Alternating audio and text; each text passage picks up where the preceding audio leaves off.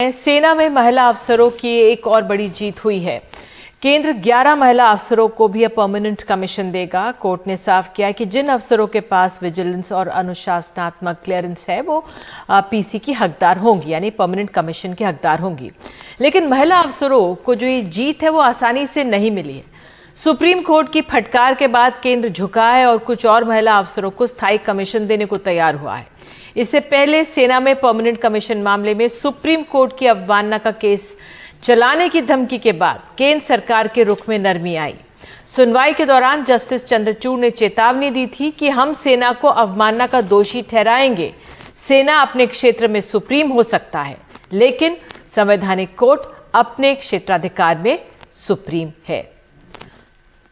तो supreme court के दखल के बाद सेना में महिला अफसरों की एक और ये बड़ी जीत है। केंद्र अभी 11 महिला अफसरों को परमानेंट कमीशन देगा और इससे पहले 22 अक्टूबर को सेना ने कोर्ट के हस्तक्षेप के बाद 39 महिलाओं को स्थायी कमीशन दिया था।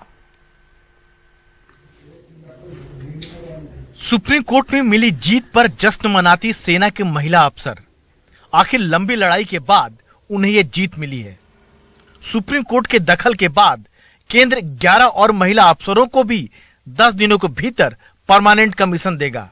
सिर्फ इन्हीं को ही नहीं, उन दूसरी योग्य महिलाओं को भी अस्थायी कमीशन मिलेगा जो कोर्ट नहीं आई है।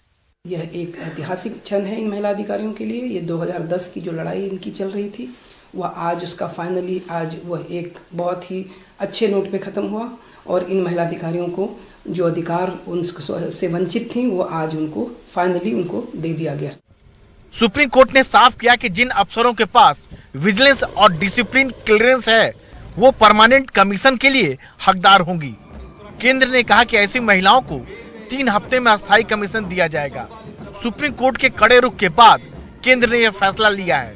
इससे पहले सुबह सुनवाई के दौरान सुप्रीम कोर्ट ने सेना से कहा कि आप अदालत के फैसले की अवमानना की है, फिर भी एक मौका आपको दिया जा रहा है।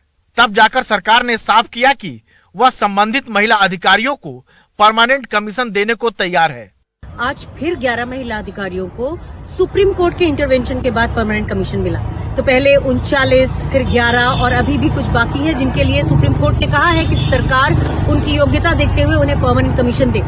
तो ये बहुत साफ दिखता है कि सरकार की नीयत नहीं है। बार बार सुप्रीम कोर्ट के इंटरवेंशन के बाद महिला अधिकारियों के छोटे छोटे बैचेस को परमानेंट कमीशन मिल रहा है। तो सरकार केवल प्रचार के लिए महिला अधिकारियों का इस्तेमाल ना करे, एक बार में उन्हें परमानेंट कमीशन दे जिससे उनका करियर सुरक्षित हो सके।